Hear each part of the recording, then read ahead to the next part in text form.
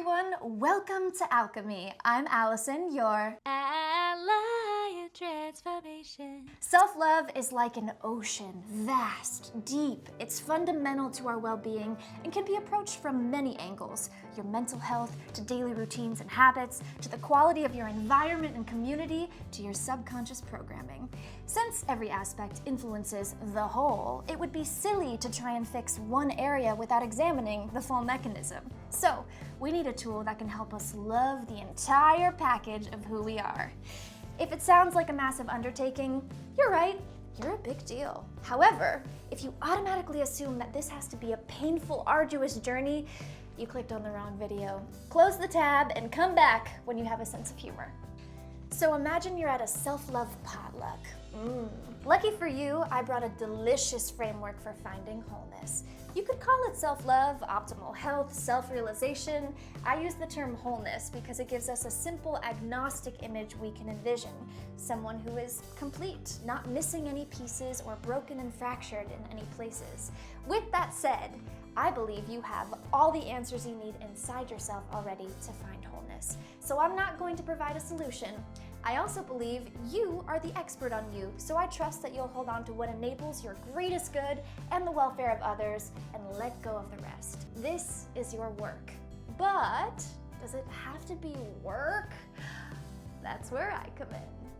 See, I think our culture remains infatuated with the struggle, and our circumstances and favorite narratives often reaffirm the many ways in which life is a fight or uphill battle.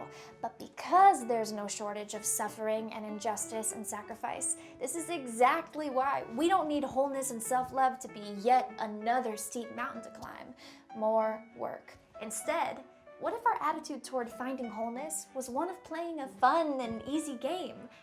I am so glad you asked. Today, I'm going to teach you my favorite framework for wholeness. It's a game called Keep, Toss, or Transform, and you can play it as a lighthearted way to bring attention to any aspect of your life and decide how it fits in the healthiest, most whole version of yourself and the world. The trick to wholeness is 2 steps. Identify and lay out all the pieces that make up the whole, and then one by one, pick up something and ask the simple question: does this person, place, situation, or object ultimately lead toward wholeness, or a more fractured, fragmented sense of being? If the answer is yes to wholeness, keep it. If the answer is no, toss it. If the answer is sometimes, maybe, depends, could be gray area, transform it. Here's an easy example. Pick up a piece from the personal habit pile. This one is social media. Think for a second about how often and in what ways you use social media. Then ask yourself, does this lead to wholeness? If so, keep it. If it's entirely toxic, toss it. If you can adjust things so they lead to wholeness, such as lowering your screen time, following motivational accounts, stopping the tendency to compare yourself, then transform it. Another example, try reaching into the pile of personal beliefs and pick up a core belief you took on in early years. This one says, people are untrustworthy. Just ask, is this belief ultimately leading to wholeness? If so, keep it. If not, toss it. If it has good intentions and needs reframing, or served as a defense mechanism in the past but it's no longer necessary, transform it. Okay, now it's time for you to try it out. Reach into the pile called relationships and pick up a piece that represents one person in your life. Think about the style in which you communicate. How do you connect with each other? How do you experience intimacy? What's your attachment style? What's the power dynamic? And do you both agree on those terms and expectations? Now, ask yourself the simple question: does this relationship lead to wholeness? And not just for you, but also equally and mutually for the other person. If so, keep it up. If it's absolutely toxic, toss it, step away altogether. If some things need recalibrating, but overall it's carrying both people toward the goal, transform it. See, someday soon, maybe even later today, you will have an important decision to make.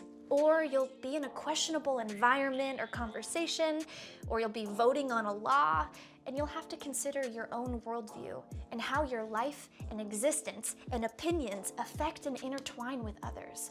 When you greet this moment, instead of just giving a knee-jerk reaction or trying to weigh the pros and cons in a hyperlogical or hyper-emotional manner, remember underneath everything is the opportunity to move toward wholeness, not just your own, but also others and the planet's wholeness.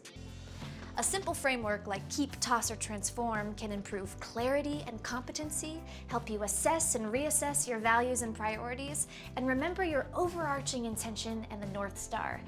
It's honestly like having a personal assistant. Plus, we say we want to help people and change the world. Can you really love or help someone if you're unaware of how your choices, beliefs, and lifestyle have already affected them socially, economically, politically, globally? Imagine if we let wholeness inform society and lead the way. Actually, imagine if we designed our systems and institutions around wholeness, and we ensured all beings had equal access and opportunity to find wholeness through them. What would that look like? Could work be healing? It all begins within, and Keep, Toss, or Transform can help. Teach it to your kids, teach it to your friends, bring it to the workplace, and improve your company culture. All right. Your challenge is to identify one aspect of who you are and ask yourself whether it leads to wholeness by playing Keep, Toss, or Transform. Comment what you discover. And for some bonus alchemy, here's your 5-minute contemplation. Reflect on these questions and share your thoughts below. Does your current worldview and lifestyle permit everyone an equal right to wholeness? In what ways does it cause others to become more fragmented and broken? It's always right on time to refine our definition of love and play a little Keep, Toss, or Transform. The future depends on how you live this moment. I hope you choose wholeness. Be sure to like, comment, subscribe, and share with whoever could be inspired, and I'll see you next time on Alchemy. Peace!